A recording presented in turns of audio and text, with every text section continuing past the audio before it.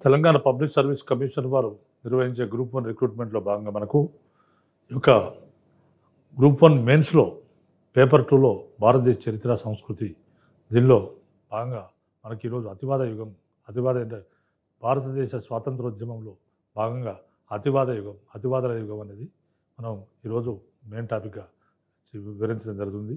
అతివాద యుగంలో ఏ విధంగా ప్రశ్నలు వచ్చే అవకాశం ఉంటుందంటే భారత స్వాతంత్రోద్యమంలో అతివాదుల పాత్రను అంచనా వేయము. భారత స్వాతంత్ర ఉద్యమంలో అతివాదులు ఎలాంటి పాత్ర పోషించారు? అతివాద ఉద్యమం ఏ విధంగా జరిగింది? అనే దానికి మనం ఇలాంటి ప్రశ్నలు అడిగే అవకాశం ఉంది. కాబట్టి అతివాదులు అసలు భారత స్వాతంత్ర ఉద్యమం ఏంది? అసలు ఎందుకు వచ్చింది భారత స్వాతంత్ర ఉద్యమం? మొదలైన అంశాలను మనం తెలుసుకునే ముందు బ్రిటిష్ వారి గురించి తెలుసుకోవడం మంచిది.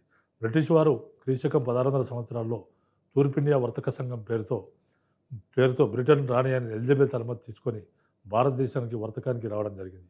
ఈ విధంగా భారతదేశానికి వర్తకానికి వచ్చి ఆనాటి మొఘల్ చక్రవర్తి అయిన జహాంగీర్ దగ్గర అనుమతి పొంది భారతదేశంలో తమ వర్తక వ్యాపారాలను మొదలుపెట్టారు. అటువంటి పరిస్థితుల్లో మనకు మిగిలిన అప్పటికే ఉన్న ఐరోపా కంపెనీలతో పోటీ ఏర్పడింది. అప్పటికే పోర్చుగీస్ వారు భారతదేశానికి వచ్చారు, డచ్ వారు వచ్చారు, డెన్నులు వచ్చారు. తర్వాత వీరి తర్వాత మనకు బ్రిటిష్ వారి తర్వాత మనకు ఫ్రెంచ్ వారు కూడా ఇక్కడ భారతదేశానికి వచ్చారు. వీళ్ళందరితో కూడా పోటీ ఏర్పడి వీరందరితో కూడా రకరకాల యుద్ధాలు చేసుకున్నారు. బ్రిటిష్ వారు రకరకాల యుద్ధాలు చేసి వారందరినీ కొన్ని ప్రాంతాలకే పరిమితి చేసి మేజర్గా భారతదేశం మొత్తాన్ని కూడా తమ వర్తకాన్ని విస్తరింపజేశాడు. భారతదేశం మొత్తానికి వర్తకాన్ని విస్తరింపజేసి ఆ విధంగా వర్తకం చేసి భారీ ఎత్తున ధనాన్ని సంపాదించడం జరిగింది. సంపాదించిన తర్వాత అక్కడ కేవలము ఇక స్వదేశీ రాజుల బలహీనతను ఆసరాగా తీసుకొని వారి వ్యవహారాల్లో తలదూర్చి వారి అనైక్యతను ఆసరాగా చేసుకొని వారి సొంత వ్యవహారాల్లో తలదూర్చి అనేక యుద్ధాలు చేసి ఇప్పుడు ఫ్రెంచ్ వారు అదేవిధంగా మొత్తం కర్ణాటక యుద్ధాలు చేసి మనకు దక్షిణ భారతదేశంలో కొంత భాగాన్ని ఆక్రమించారు. తర్వాత అదేవిధంగా బెంగాల్ యుద్ధాలు చేసి బీహార్, ఒరిస్సాలను ఆక్రమించారు. తర్వాత మొఘల్ చక్రవర్తికి పెన్షన్ ఇచ్చి రిటైర్ చేసి ఆయనకు భరణం ఇచ్చారు. ఆ విధంగా ఉత్తర భారతదేశాన్ని ఆక్రమించారు. తర్వాత మైసూరు యుద్ధాలు చేసి దక్షిణ భారతదేశం మొత్తాన్ని ఆక్రమించారు. తర్వాత మరాఠా యుద్ధాలు చేసి మహారాష్ట్ర, మధ్యప్రదేశ్ మొదలైన ప్రాంతాలను ఆక్రమించారు. తర్వాత అదేవిధంగా మనకు సిక్కు యుద్ధాలు చేసి ఉత్తర భారతదేశాన్ని మొత్తాన్ని కూడా ఆక్రమించడం జరిగింది. ఈ విధంగా మొత్తం భారతదేశాన్ని ఆక్రమించిన వీరు తమ పరిపాలనా విధానాన్ని భారతదేశంలో ప్రవేశపెట్టి వారి ఎంతసేపు వారి ఆర్థిక విధానాల ప్రకారం వాళ్ళ ఆర్థిక ప్రయోజనాల కోసమే భారతదేశంలో విధానాలు ప్రవేశపెట్టడం జరిగింది. భారతదేశాన్ని బ్రిటన్కు ఒక వలస దేశంగా మార్చడం జరిగింది. ప్రపంచవ్యాప్తంగా అనేక వలస దేశాలు ఉండేవి. దానిలో భారతదేశం కూడా ఒకటి. ఆ విధంగా భారతదేశాన్ని ఒక వలస దేశంగా చేశారు. తర్వాత భారతదేశ ధనాన్ని బ్రిటన్కు దోచుకుపోయారు. బ్రిటిష్ వారు రాకముందు భారతదేశం చాలా ఆర్థికంగా చాలా బాగుండేది. కానీ బ్రిటిష్ వారు వచ్చి భారతదేశ ఆర్థిక సంపద మొత్తం దోచుకుపోయారు. ఏ విధంగా దోచుకుపోయారో మనకు డ్రైన్ థియరీలో వర్ణించబడింది. దాదాబాయి నౌరోజీ డ్రైన్ థియరీలో వర్ణించాడు భారతదేశ సంపద తరలింపు ఏ విధంగా జరిగిందనేది. తర్వాత బ్రిటిష్ వారు మరి భారతదేశం నుంచి మనకు 18వ శతాబ్దంలో యూరోప్లో వచ్చిన పారిశ్రామిక విప్లవం వల్ల అనేక యంత్ర పరిశ్రమలు, ఆధునిక పరిశ్రమలు ఏర్పాటై దానికి కావాల్సిన ముడి సరుకులను వలస దేశాల నుంచి, ముఖ్యంగా భారతదేశం నుంచి వీళ్ళు తీసుకుపోయి అక్కడ వస్తువులు తయారు చేసేవారు. మరి ఈ విధంగా ముడి సరుకులను తీసుకుపోవడానికి వారికి ట్రాన్స్పోర్ట్ సిస్టమ్ కావాలి కాబట్టి అలాంటి రోడ్లు వేశారు. అదేవిధంగా రైల్వే లైన్ల నిర్మాణం చేశారు. తర్వాత ఈ రోడ్లు సౌకర్యం ద్వారా ఈ ముడి సరుకులను బ్రిటన్కు తీసుకుపోయేవారు. ఓడరేవు తీసుకుపోయి అక్కడి నుంచి బ్రిటన్ తీసుకుపోయి అక్కడ వాళ్ళ ఇండస్ట్రీస్లో ఈ వస్తువులను అధునాతనంగా తయారు చేసి ఉత్పత్తులను తయారు చేసి తీసుకొచ్చి ఇక్కడే అమ్మేవారు. తర్వాత ఈ విధంగా భారతీయ వస్తువులు ఏది కూడా ఎక్కువ ఎగుమతి చేయడానికి ఎవరికి ఎగుమతి చేయడానికి వీల్లేదు. కేవలం బ్రిటిష్ వారి ద్వారా మాత్రమే భారతీయ వస్తువులను ఎగుమతి చేయాలి. ఆ విధంగా ఎగుమతి చేయాల్సి ఉంటుంది. తర్వాత అదేవిధంగా బ్రిటన్ వారు తెచ్చే వస్తువులు దిగుమతి పైన ఎలాంటి సుంకం ఉండదు. కాబట్టి భారతీయ వస్తువులు ఎక్కడికైనా ఎగుమతి చేస్తే దాని మీద సుంకం ఉండేది. తర్వాత ఈ విధంగా మరి వారి యంత్ర పరిశ్రమలతో తయారైన వస్తువులు వస్తువులతో భారతీయ వస్తువులు, నాణ్యమైన వస్తువులు పోటీ పడలేకపోయాయి. దానివల్ల భారతదేశంలో ఉన్న ఈ పరిశ్రమలు, కుటీర పరిశ్రమలు, తర్వాత హస్తకళలన్నీ కూడా దెబ్బతిన్నాయి. వీరందరూ వివిధ వృత్తులను కోల్పోయిన వారందరూ కూడా వారందరూ మళ్ళీ వ్యవసాయంలోకి, తర్వాత పరిశ్రమల్లోకి కూలీలుగా వెళ్ళాల్సిన అవసరం ఏర్పడింది. పరిశ్రమల్లో ఎక్కువ గంటలు పని పని గంటలు ఎక్కువ, జీతం తక్కువ ఇచ్చేవారు. అదేవిధంగా మరి వ్యవసాయ రంగంలోకి వెళ్ళారు. వ్యవసాయ రంగంలోకి వెళ్ళినప్పుడు వ్యవసాయ రంగంలో కూడా అనేక అతివృష్టి, అనావృష్టి, కరువు కాటకాలు, కరువులు వచ్చి కొన్ని లక్షల మంది అనేకసార్లు చచ్చిపోయారు. కరువు నివారణ చర్యలు బ్రిటిష్ వారు తీసుకోలేదు. తర్వాత కరువు నివారణ చర్యలు తీసుకోలేదు. తర్వాత ఈ విధంగా మరి తర్వాత శాశ్వత శిస్తు విధానాన్ని, మహల్వారీ విధానం, రైతువారీ విధానం మొదలైన ప్రవేశపెట్టి రైతుల నుంచి అధిక శిస్తు వసూలు చేయడం మొదలుపెట్టారు. ఆ విధంగా రైతుల పరిస్థితి అగమ్య గోచరమైంది. అదేవిధంగా భారతదేశంలో ఉన్న మిగతా అంశాలు, వారికి జాత్యాహంకారం ఎక్కువ. అంటే జాత్యాహంకారం, వారికి మా జాతి చాలా గొప్పదనే అహంకారం ఎక్కువ ఉండేది. జాత్యాహంకారం నుంచి వారి జాత్యాహంకారం చాలా గొప్పది కాబట్టి ఆ విధంగా మేము మా జాతి గొప్ప, మేము తెల్లవారం, మీరందరూ నల్లవారని ఉండేవారు. అదేవిధంగా మేము మిమ్మల్ని పరిపాలించడం మీ అదృష్టం అని అనేవారు. తర్వాత అదేవిధంగా మరి మీకు నాగరికత తెలియదు, మీరు వెనకబడ్డవారు, తర్వాత మీ సంస్కృతి వెనకబడ్డది, మేము బాగు చేస్తాం, మీకు నాగరికత నేర్పిస్తామని చెప్పారు. తర్వాత మిమ్మల్ని మీరు పరిపాలించుకోవడం మీకు చేత కాదు, మేము మీ పరిపాలన నేర్పుతాము, మీ మొత్తం పరిపాలన నేర్పిన తర్వాత మేము ఇక్కడి నుంచి వెళ్ళిపోతామని చెప్పడం జరిగింది. మేము పరిపాలన నేర్పుతాం, ఆ తర్వాత మేము ఇక్కడి నుంచి వెళ్ళిపోతాం, మీకు పరిపాలన పూర్తిగా నేర్పిన తర్వాత మీకు పరిపాలన మేము ఇస్తామని చెప్పడం జరిగింది. ఈ విధంగా రకరకాలుగా వాళ్ళు రకరకాలుగా చేస్తూ వచ్చారు. తర్వాత ఇటువంటి పరిస్థితుల్లో భారతీయుల సాంఘిక వ్యవహారాల్లో, అంతరంగ వ్యవహారాల్లో కూడా బ్రిటిష్ వారు జోక్యం చేసుకున్నారు. ఫలితంగా ఈ అసంతృప్తి నుంచి వచ్చిందే 1857 తిరుగుబాటు. ఈ అసంతృప్తి నుంచి 1857 తిరుగుబాటు వచ్చింది. ఈ విధంగా తిరుగుబాటు వచ్చి భారతదేశ వ్యాప్తంగా అది విస్తృతమైనది. తర్వాత ఈ విధంగా భారతీయ ప్రజల అసంతృప్తి నుంచి వచ్చింది 1857 తిరుగుబాటు. 1857 తిరుగుబాటు తర్వాత బ్రిటన్ 1858 సంవత్సరంలో విక్టోరియా మహారాణి ప్రకటన చేస్తూ ఇప్పటి నుంచి తూర్పు ఇండియా వర్తక సంఘం వర్తక కంపెనీ పరిపాలన రద్దు చేస్తున్నాను, ఇప్పటి నుంచి బ్రిటనే డైరెక్ట్ మీ భారతదేశాన్ని పరిపాలిస్తుంది, తర్వాత భారతదేశాన్ని పరిపాలిస్తుంది. అంతేకాకుండా బ్రిటన్ పార్లమెంటు భారతదేశానికి కావాల్సిన చట్టాలు చేస్తుంది. తర్వాత అదేవిధంగా భారతదేశంలో గవర్నర్ జనరల్ ఉంటాడు, ఆయనకు కౌన్సిల్ ఉంటుంది, ఆయనకు ఉండే కౌన్సిల్ సభ్యుల సలహాలను అనుసరించి ఆయన పనిచేయాలి. భారత రాజ్య కార్యదర్శి అనేవాడు ఒకడు ఉంటాడు. ఈ విధంగా ఈ వ్యవస్థ ఉంటుంది, చట్టాలు చేస్తామని చెప్పడం జరిగింది. సో మనకు ఆ విధంగా వారు రకరకాల భ్రమలు కలిగించడం జరిగింది. మరి భారత జాతీయులకు బ్రిటిష్ వారితో సమానంగా చూస్తాం, కులం మతం లేదు, మతం లేదు, జాతి లేదు, వర్ణం లేదు, అందరికీ సమాన అవకాశాలు కల్పిస్తారని విక్టోరియా రాణి 1833, 1858 చట్టాల సందర్భంగా హామీ ఇవ్వడం జరిగింది. కానీ అలాంటివి ఏవి కూడా అమలు కాలేదు. తర్వాత పైగా ఇంకా విద్యావంతులైన భారతీయులకు ఎలాంటి ఉద్యోగాలు ఇవ్వలేదు. ఈ విధంగా విద్యావంతులైన భారతీయులకు ఎలాంటి ఉద్యోగాలు ఇవ్వలేదు. ఆ విధంగా విద్యావంతులైన భారతీయులకు ఏ ఉద్యోగాలు ఇవ్వకపోయేసరికి వారు 1857 సంవత్సరం తర్వాత భారతీయ మధ్యతరగతి వర్గంలో పాశ్చాత్య విద్యను ఎక్కువ మంది అభ్యసించారు. ఆ విధంగా ఎక్కువ మంది విద్యను అభ్యసించినప్పటికీ వారికి ఉద్యోగాలు ఇవ్వలేదు. వారికి కేవలం గుమస్తా ఉద్యోగాలు మాత్రమే ఇచ్చేవారు. ఉన్నత ఉద్యోగాలు బ్రిటిష్ పౌరులు మాత్రమే తీసుకునేవారు. కాబట్టి ఇటువంటి పరిస్థితుల్లో మరి వీళ్ళందరూ కూడా ఉద్యోగాలు రాక వివిధ వృత్తులు అనుభవిస్తూ, వివిధ వృత్తులు చేస్తూ భారత జాతీయోద్యమానికి వీరందరూ నాయకత్వం ఇచ్చారు. అంటే భారత జాతీయోద్యమానికి నాయకత్వం వహించిన వారందరూ ఎక్కువ మంది మిడిల్ క్లాస్ వారే, మధ్యతరగతి వారే నాయకత్వం వహించడం జరిగింది. ఈ విధంగా మరి ఇలాంటి ఘర్షణ పరిస్థితి భారతదేశ వ్యాప్తంగా జరుగుతుంది. ఇలాంటి ఘర్షణ పరిస్థితుల్లో బ్రిటిష్ వారికి భారతీయులకు మధ్య ఘర్షణ జరుగుతుంది. మరి ఇలాంటి బ్రిటిష్ వారికి భారతీయులకు మధ్య ఘర్షణ జరుగుతున్న క్రమంలో మరి వీరిద్దరికి కూడా ఒక సఖ్యతను కుదుర్చాలనే ఉద్దేశంతో ఆనాటి British Indian civil service retired అధికారి అయిన ఏవో హ్యూమ్ అనే అతను భారత జాతీయ కాంగ్రెస్ అనే సంస్థను 1885 సంవత్సరంలో స్థాపించాడు. ఆ విధంగా 1885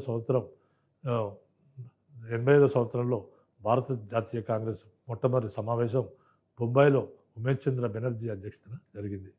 అప్పటి నుంచి మితవాద యుగం అని అంటారు. 1885 నుంచి 1905 వరకు ఉన్న కాలాన్ని మితవాద యుగం అని అంటారు. 1905 నుంచి 1919 వరకు ఉన్న కాలాన్ని అతివాద యుగం అని అంటారు. 1919 నుంచి 1947 వరకు భారతదేశం స్వాతంత్రం వచ్చేంత వరకు ఉన్న కాలాన్ని గాంధీ యుగం అని ఈ విధంగా 3గా విభజిస్తారు. మరి మితవాదుల యుగంలో మితవాదులు వాళ్ళందరూ కూడా ప్రతి సంవత్సరం భారత జాతీయ కాంగ్రెస్ సమావేశాలు జరగడం, ఆ సభలకు బ్రిటిష్ అధికారులు కూడా హాజరయ్యేవారు. వారికి కొన్ని విజ్ఞప్తులు వీరు చేసేవారు. ఎలాంటి విజ్ఞప్తులు అంటే, మాకు నీటి తీరువ రేటు తగ్గించండి, నీటి తీరువ తగ్గించండి, ఐసీఎస్ ఎగ్జామ్ బ్రిటన్తో పాటు భారతదేశానికి కూడా ఇవ్వండి, మాకు బాధ్యతాయుతమైన ప్రభుత్వాన్ని ప్రవేశపెట్టండి, శాసనసభల్లో మా మా సభ్యత్వాన్ని పెంచండి, ఇలాంటి విజ్ఞప్తులు చేస్తూ వచ్చేవారు. బ్రిటిష్ వారు అన్నీ కాకపోయినా కొన్నైనా తీర్చేవారు. కానీ ఇటువంటి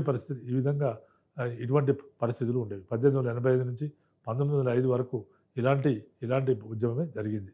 ఆ విధంగా అలాంటి ఉద్యమంలో మనకు 1905 సంవత్సరంలో, అంటే ఇక్కడ స్వాతంత్రోద్యమం నానాటికి ఎక్కువైపోతుందని బ్రిటిష్ వారికి కలవరం మొదలై బ్రిటిష్ వారు తమ విధానం ఉంది, విభజించి పాలించు అనే విధానంలో భాగంగా వారు విభజించి పాలించే విధానంలో భాగంగా ముస్లింలను హిందువులను విభజించాలని చెప్పేసి బెంగాల్ రాష్ట్రాన్ని 2గా విభజించడం జరిగింది.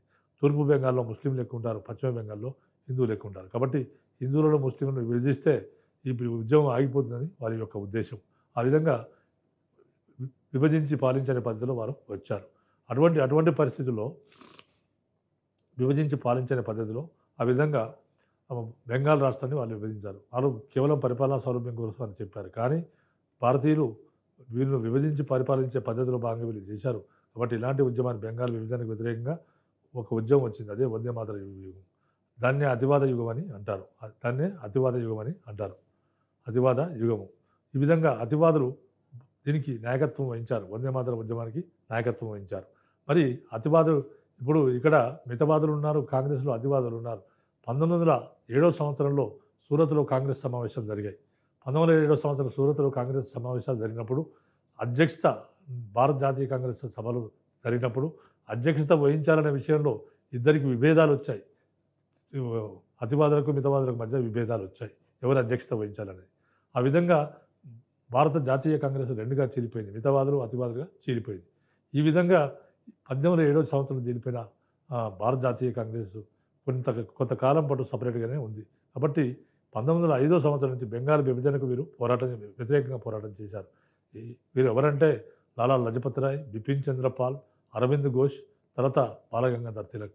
వీళ్ళందరూ కూడా వందే మాతర ఉద్యమం చేసి బంకిం చంద్ర చటర్జీ రాసిన వందే మాతర గీతాన్ని నినాదంగా చేసుకొని జరుగుతున్న ఉద్యమం ఇది. భారత స్వాతంత్రోద్యమంలో ఇది బ్యాక్గ్రౌండ్ ఈ విధంగా చెప్పవచ్చు. భారత స్వాతంత్రోద్యమంలో ఈ నేపథ్యంలో ఈ ఉద్యమం వచ్చింది. భారత స్వాతంత్రోద్యమంలో అతివాదుల పాత్రను అంచనా వేయము. అతివాదుల శకము 1800 నేను చెప్పినట్టు ఇప్పుడు ఓవరాల్గా కొంచెం ఒక 5-6 లైన్లు ఇంట్రడక్షన్గా ఇవ్వాల్సి ఉంటుంది. ఒక 7-8 లైన్లు ఇంట్రడక్షన్గా ఇచ్చి మనం ఈ విధంగా మన అతివాదుల శకాన్ని చెప్పవచ్చు. 1895 సంవత్సరంలో నేటివ్ ఒపీనియన్ వారపత్రికలో రాయగఢ్లోని శివాజీ మందిరం దయనీయమైన స్థితిలో ఉండడం గురించి ప్రచురించింది. అంటే నేటివ్ ఒపీనియన్ అనే వారపత్రిక 1895 సంవత్సరంలో నేటివ్ ఒపీనియన్ అనే వారపత్రిక రాయగఢ్లోని శివాజీ మందిరం దయనీయమైన స్థితిలో ఉండడం గురించి ప్రచురించింది. దానికి ప్రతిస్పందించిన ఆ మందిర పునరుద్ధరణ గురించి కేసరి పత్రికలో బాలగంగాధర్ తిలక్ ఆ మందిర పునరుద్ధరణ గురించి ఆయన రాశాడు. పూనాలో బాలగంగాధర్ తిలక్ మహారాష్ట్రకు సంబంధించిన నాయకుడు. ఆయన పూనాలో ఒక ప్రజాసభను నిర్వహించాడు. ఆ విధంగా బాలగంగాధర్ తిలక్ పూనా పట్టణంలో ఒక ప్రథమ ప్రజాసభని, ఆ సభను గురించి బెంగాలీ పత్రికలు ఏం రాశాయంటే, సుధాకర్, హిందూ ప్రకాష్ కూడా ఈ సభ గురించి పూనాలో బాలగంగాధర్ తిలక్ నిర్వహించిన సభ గురించి సుధాకర్, హిందూ ప్రకాష్ మొదలైన పత్రికలు గొప్పగా రాశాయి. 1895 సంవత్సరం ఏప్రిల్ 15 నాడు తిలక్ ఏర్పాటు చేసిన ఒక యాత్రలో 6,000 మంది పాల్గొన్నారు. 1895 సంవత్సరం ఏప్రిల్ 15వ తేదీన బాలగంగాధర్ తిలక్ ఒక యాత్ర ఏర్పాటు చేశాడు. ఈ యాత్ర ఏర్పాటు చేస్తే దాదాపు 6,000 మంది దానిలో పాల్గొన్నారు. తర్వాత రాత్రి వేళ అయినప్పటికీ డ్యూటీలు చేతబట్టి శివాజీ గురువు రామదాసు బొమ్మలను మరో చేత ధరించి ఎత్తైన రాయగఢ్ గిరిదుర్గాన్ని చేరుకున్నారట వారు. రాత్రి వేళ అంటే 6,000 మంది వచ్చారు. ఒక యాత్ర పెడితే 6,000 మంది వచ్చారు. వీరు వచ్చిన వాళ్ళందరూ కూడా రాత్రి వేళ దివిటీలు చేతబట్టి శివాజీ గురువు భక్త రామదాస్ బొమ్మలను మరొక చేత ధరించి ఎత్తైన రాయగఢ్ గిరిదుర్గాన్ని చేరడం జరిగింది. శివాజీకి సంబంధించింది రాయగఢ్ దుర్గం. ఈ సంఘటనలో ప్రదర్శితమైన ప్రజల ఉత్సాహ శక్తి అందరినీ ఆకట్టుకుంది. ఇంత ఉత్సాహం ఉంది ప్రజల్లో అనేది అర్థమైంది ఈ సంఘటనతో. తర్వాత కలకత్తాలోనూ ఒక శివాజీ ఉత్సవాన్ని నిర్వహించడం జరిగింది. కలకత్తా నగరం, బెంగాల్లో ఉన్న కలకత్తా నగరంలో కూడా ఒక శివాజీ ఉత్సవాన్ని నిర్వహించలేదు. సురేంద్రనాథ్తో సహా పలువురు ప్రముఖ నాయకులు అందరూ పాల్గొన్నారు. సురేంద్రనాథ్తో సహా పలువురు ప్రముఖ నాయకులు. పూనాలోని సార్వజనిక సభపై కూడా తిలక వర్గం పట్టు సాధించింది. పూనా సార్వజనిక సభ అనేది ఉండేది. పూనా సభపై కూడా బాలగంగాధర తిలక్ వర్గం పట్టు సాధించడం జరిగింది. నాటి కరువు పరిస్థితి, శిస్తు రేట్ల గురించి స్పందిస్తూ ఆస్తులు సంపదలను తెగనమ్మి శిస్తు కట్టవద్దని, కరువు కారణంగా ఎవరు చనిపోరాదని బ్రిటిష్ రాణి ఆరాటపడుతుంది. ఒక ప్రభుత్వం మీకు సహాయపడడానికి సిద్ధంగా ఉందని రైతులు కూడా వాళ్ళు సందేశం ఇవ్వడం జరిగింది. తర్వాత బాలగంగాధర తిలక్ కరువు పని కోసం ప్రభుత్వాన్ని అర్థించండి, అది వారి కర్తవ్యాన్ని ప్రజలకు ఉద్బోధించడం జరిగింది. 1896లో కాంగ్రెస్ క్షామ పరిస్థితుల గురించి చర్చించింది. 1896 సంవత్సరంలో కాంగ్రెస్ క్షామ పరిస్థితుల గురించి చర్చించింది. కానీ నివారణ ఉపశమన కార్యక్రమాన్ని ఒక్కదాన్ని కూడా అది రూపొందించలేదు. అదే కాలంలో ప్లేగు వ్యాధి ప్రబలింది. భారతదేశంలో ప్లేగు వ్యాధి ప్రబలిన సందర్భంలో వ్యాధి నిరోధక చర్యలను చేపట్టిన పూనా కలెక్టర్ ర్యాండ్ ఆధ్వర్యంలో వ్యాధి నిరోధక చర్యలపైన అమానుషమైన రీతిలో బ్రిటిష్ సైనికులు ప్రవర్తించారు. ప్లేగు వ్యాధి ప్రబలిందట. ప్లేగు వ్యాధి ప్రబలిన సందర్భంలో వ్యాధి నిరోధక చర్యలను చేపట్టిన పూనా కలెక్టర్ ర్యాండ్ అనేవాడు ఆధ్వర్యంలో వ్యాధి నిరోధక చర్యలపైన అమానుషమైన రీతిలో బ్రిటిష్ సైనికులు ప్రవర్తించారు. స్త్రీ, వృద్ధులు, పరదా స్త్రీలు అనే విచక్షణ లేకుండా అవమానకరమైన రీతిలో వారు వ్యవహరించారు. అంటే నాటి సైనికులు చాలా ఘోరంగా ప్రవర్తించారు. స్త్రీలు, వృద్ధులు, పరదా స్త్రీలు అనే విచక్షణ లేకుండా అవమానకరంగా నాటి సైనికులు రీతిలో వ్యవహరించడం జరిగింది. ఈ విషయమై పూనాకు చెందిన నాటు అధికారులకు లిఖితపూర్వకమైన ఫిర్యాదు సమర్పించాడు. ఈ విషయమై పూనాకు చెందిన నాటు అధికారులకు లిఖితపూర్వక ఫిర్యాదు సమర్పించడం జరిగింది. పత్రికలు ఈ విషయాన్ని ప్రముఖంగా ప్రస్తావించాయి. అధికారి ర్యాండ్ ఆయన అనుచరులు అహంకార ధోరణి చూపారు. ఈ విధంగా ఈ ఘోర సంఘటనను నాటి పత్రికలు బాహ్య ప్రపంచానికి తెలియజేశాయి. అయితే మనకు అధికారి ర్యాండ్, కలెక్టర్ ర్యాండ్ ఆయన అనుచరులు అహంకార ధోరణిని చూపారని, వారి ప్రవర్తన ప్లేగు వ్యాధి కంటే దుర్మార్గపూరితంగా ఉందని మరాఠా పత్రిక రాసింది. అంటే ప్లేగు వ్యాధి నివారణకు లేకపోగా ఘోరంగా అవమానించారు, హింసించారు అని ఒక మరాఠా పత్రిక రాసింది. ఏంటంటే కలెక్టర్ ర్యాండ్ ఆయన అనుచరులు సైనికులు అహంకార ధోరణి చూపారు. వారి ప్రవర్తన ప్లేగు వ్యాధి కంటే దుర్మార్గపూరితంగా ఉందని మరాఠా పత్రిక రాయడం జరిగింది. ఇంగ్లాండ్లో ఉన్న గోపాలకృష్ణ గోఖలే కూడా ప్లేగు నిరోధక కమిటీ దురంతాల గురించి ఇంగ్లీష్ పత్రికల వారితో ప్రస్తావించాడు. ఇలాంటి సంఘటనలను గోపాలకృష్ణ గోఖలే ప్రముఖ నాయకుడు గోపాలకృష్ణ గోఖలే మహాత్మా గాంధీ యొక్క రాజకీయ గురువు.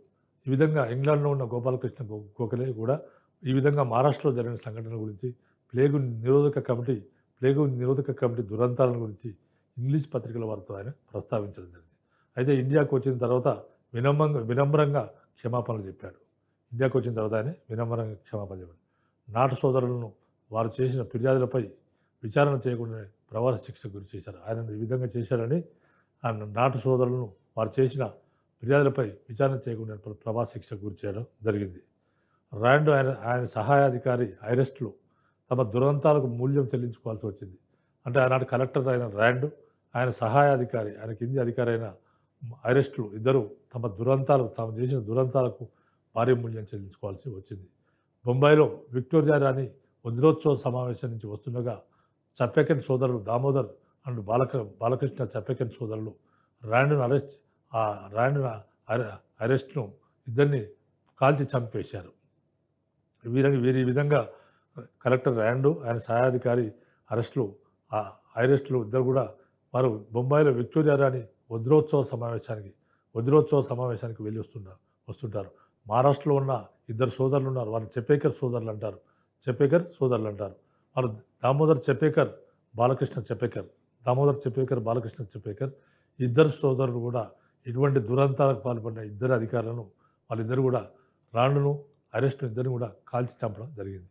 అయితే ద్రావిడ్ ద్రావిడ్ సోదరులు ఇచ్చిన సమాచారంతో చపేకర్ సోదరులను పట్టుకొని ఉరితీశారు. ఈ విధంగా వేరే ద్రావిడ సోదరులు అనే వాళ్ళు ఇచ్చిన సమాచారంతో బ్రిటిష్ వారు చపేకర్ సోదరులను ఇద్దరిని, దామోదర్ చపేకర్, బాలకృష్ణ చపేకర్ ఇద్దరిని పట్టుకొని బ్రిటిష్ వారు ఉరితీయడం జరిగింది. సమాచారం అందించిన ద్రావిడ సోదరులకు బహుమతినిచ్చింది ప్రభుత్వం. తర్వాత ఈ విధంగా ద్రావిడ సోదరులు ఇన్ఫర్మేషన్ ఇచ్చారు, వాళ్ళు ఎక్కడున్నారో అనే ఇన్ఫర్మేషన్ ఇచ్చి వాళ్ళు పట్టించారు. ఆ విధంగా పట్టించినందుకు బ్రిటిష్ ప్రభుత్వం ఈ ద్రావిడ సోదరులకు బహుమానం ఇచ్చింది. అయితే మూడో చపేకర్ సోదరుడైన వాసుదేవ్, చాపేకర్ సోదరుడు ఆయన వాసుదేవ్ అనేవాడు తన స్నేహితుడి సాయంతో ద్రావిడ సోదరులను తుతముట్టించాడు. మూడో చపేకర్ సోదరుడు వాసుదేవ్ అనేవాడు తన స్నేహితుడి సాయంతో ద్రావిడ సోదరులిద్దరిని కూడా చంపివేయడం జరిగింది. కానీ ఆ ఇరువురిని గుర్తించింది ప్రభుత్వం. మరి వాసుదేవ్ను ఆయన స్నేహితుని కూడా ప్రభుత్వం గురితీయడం జరిగింది. ఈ ఉదంతాలు, కరువు కాటకాలు, ప్లేగు వ్యాధితో జనము విక్టోరియా రాణి వజ్రోత్సవాలు నిర్వహించడం. ఈ ఉదంతాలు, కరువు కాటకాలు అయితేనే ఒక పక్క ప్లేగు వ్యాధి ప్రబలింది, మరోపక్క కరువు కాటకాలు వస్తున్నాయి. ఈ ఉదంతాలు జరుగుతున్నప్పుడే మరి అంత వైభవంగా విక్టోరియా రాణి వజ్రోత్సవం జరపాల్సిన అవసరం ఉంది అనేది ప్రజల్లో వచ్చింది. ఈ ప్రజల్లో కఠోరమైన మౌతున్న వ్యతిరేక ధోరణి, అతివాద ధోరణికి, ఆయుధ ప్రయోగ ప్రక్రియ చేపట్టడానికి ఉత్ప్రేరకాలుగా పనిచేసింది. తర్వాత ర్యాండ్ ఐరిస్ట్ల హత్యలకు తిలక్ రచనలు ఉత్ప్రేరకాలని తిలక్పై కుట్ర నేరారోపణ చేసి నిర్బంధించిన ప్రభుత్వం విచారణ సంఘం జ్యూరీలోని 6 సభ్యులు తిలక్పై నేర నిర్ధారణ చేయగా 3 భారతీయ సభ్యులు తిలక్ నిర్దోషని నిర్ణయించారు. అంటే ఈ అన్ని హత్యలకు కారణము ఉత్ప్రేరకాలు. తిలకు రచించిన రచనల ద్వారా వీళ్ళందరూ ఉత్ప్రేరకాలను ఈ ప్రభావాన్ని పొందుతున్నారు అని బాలగంగాధర్ తిలక్పై కుట్ర నేరారోపణ చేయడం జరిగింది. తర్వాత ఈ విధంగా ప్రభుత్వం ఆయన నిర్బంధించింది. విచారణ సంఘాన్ని ఏర్పాటు చేసింది. 6 సభ్యులు తిలక్పై నేర నిర్ధారణ చేశారు. 3 భారతీయ సభ్యులు తిలక్పై, మొత్తం 6 సభ్యులు ఉంటే తిలక్పై విచారణ చేయమని 6 సభ్యుల విచారణ కమిటీ వేస్తే 6 సభ్యులు తిలక్పై నేర నిర్ధారణ చేయగా 3 భారతీయ సభ్యులు, మొత్తం 9 మంది సభ్యులు, దాంట్లో 6 విదేశీయులు వాళ్ళు నేర నిర్ధారణ చేయగా 3 మాత్రం భారతీయ సభ్యులు తిలక్ నిర్దోషని నిర్ణయించారు. తిలక్ను కారాగార శిక్షకు గురి చేయడం ప్రజల్లో ప్రభుత్వం పట్ల తీవ్రమైన వ్యతిరేకత, నిరసన, ద్వేషభావాలను కలిగించింది. ఈ విధంగా బాలగంగాధర్ తిలక్ను కారాగార శిక్షకు, అంటే కఠిన అయినా వినకుండా ప్రభుత్వము ఆయన కారాగార శిక్ష విధించింది. ఈ విధంగా బాలగంగాధర్ తిలక్ను జైలు శిక్షకు గురి చేయడం ప్రజల్లో ప్రభుత్వం పట్ల తీవ్రమైన వ్యతిరేకత, నిరసన, ద్వేషభావాలను కలిగించింది. దేశవ్యాప్తంగా బాలగంగాధర్ తిలక్ పట్ల ఆరాధనాభావం ఏర్పడింది. ఈ విధంగా ఇది ఇంకెక్క తిలక్కు సింపతి చూపించింది, దేశవ్యాప్తంగా ప్రభావాన్ని చూపించింది, దేశవ్యాప్తంగా తిలక్ పట్ల ఉన్న ఆరాధనాభావాన్ని ఏర్పడింది. ఈ పరిస్థితుల్లో టైమ్స్ పత్రికా విలేకరి వాలంటైన్ చిరోల్ భారతదేశానికి వచ్చాడు. ఇలాంటి తిలక్ అరెస్ట్ అయిన నేపథ్యంలో ఇలాంటి పరిస్థితుల్లోనే టైమ్స్ పత్రికా విలేకరి వాలంటైన్ చిరోల్ అనేవాడు భారతదేశానికి వచ్చాడు. ఆయన దేశంలోని అరాచకాలకు మూలకారకుడు తిలకేనని రాశాడు. ఈ వాలంటైన్ ఏం చేశాడంటే దేశంలోని అరాచకాలు జరుగుతున్నాయి, దీనికి మూలకారకుడు బాలగంగాధర్ తిలకేనని ఆయన రాయడం జరిగింది. ప్రభుత్వం తిలకును ప్రథమ శత్రువుగా భావించసాగింది. ప్రభుత్వం బాలగంగాధర్ తిలకును మొట్టమొదటి శత్రువుగా భావించసాగింది. ప్రపంచ చరిత్రలో వచ్చిన పరిణామాలు కూడా భారతీయులలో అతివాద ఆయుధ ప్రయోగ మార్గాలకు పూనుకునేలా చేశాయి. ప్రపంచ చరిత్రలో అనేక పరిణామాలు జరిగాయి. ఈ పరిణామాలు కూడా భారతీయులలో అతివాద ఆయుధ ప్రయోగ మార్గాలకు పూనుకునేలా చేశాయి. జర్మనీ పారిశ్రామిక రంగంలో ముందంజ వేసి తాను వలసల అన్వేషణ కార్యక్రమంలో పడింది. ప్రపంచ చరిత్రలో ఉన్న ఆనాటికి వచ్చిన చేంజెస్ పరిణామాలు భారతీయుల్లో అతివాద ఆయుధ ప్రయోగ మార్గాలు పూనుకున్నది. జర్మనీ పారిశ్రామిక రంగంలో ముందంజ వేసి తాను వలసల అన్వేషణ కార్యక్రమంలో పడ్డది. అంటే బ్రిటన్ ఆల్రెడీ వలసలు ఉన్నాయి కాబట్టి జర్మనీ కూడా ఇండస్ట్రియల్గా బాగా డెవలప్ అయ్యి తాను కూడా మరి తన మార్కెట్లు ఇండస్ట్రియల్ డెవలప్ అయింది కాబట్టి తన ఉత్పత్తులు అమ్మాలంటే వలస దేశాలు కావాలి. కాబట్టి వలస దేశాల కోసం ప్రయత్నం చేస్తుంది జర్మనీ కార్యక్రమం ఫలితంగా జర్మనీ, ఇంగ్లాండ్ దేశాల మధ్య వైరుధ్యం ఏర్పడింది. ఎందుకంటే ఆల్రెడీ ప్రపంచం మొత్తంలో చాలా దేశాలు ఇంగ్లాండ్ ఆధీనంలో ఉన్నాయి. మరి జర్మనీ కూడా దీనికి ఇంగ్లాండ్కు పోటీపడి వలసల కోసం ప్రయత్నాలు చేస్తుంది కాబట్టి ఫలితంగా జర్మనీకి, ఇంగ్లాండ్కి మధ్య పోటీ వైరుధ్యం ఏర్పడింది. రష్యా తూర్పు ఆసియాలో విస్తరణకు పూనుకున్నది. ఫలితంగా భారతదేశంలోని తమ సామ్రాజ్యానికి ముప్పు వాటిల్తుందని ఇంగ్లాండ్ భయపడింది. విస్తరణ ధోరణిలో చొచ్చుకొని పోతున్న రష్యాకు మంచూరియాతో, జపాన్తో యుద్ధం జరిగింది. విస్తరణ ధోరణిలో చొచ్చుకొని పోతున్న రష్యాకు అంటే రష్యా విస్తరించుకుని పోతుంది. అదే సమయంలో మంచూరియాలో జపాన్తో యుద్ధం జరిగింది. జపాన్ యుద్ధం జరిగింది.